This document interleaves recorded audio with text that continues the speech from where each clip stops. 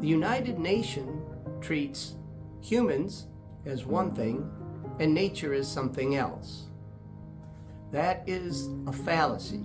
Nation states are human creations. Earth does not recognize national boundaries. Earth is a single being. The Earth community consists of human beings and all other beings, the plants, the animals, mountains, rivers, the ocean. The United Nations treats as subjects nation states and human beings.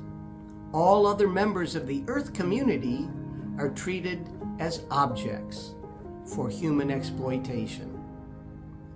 Earth's laws will determine the fate of the Earth and all her subjects.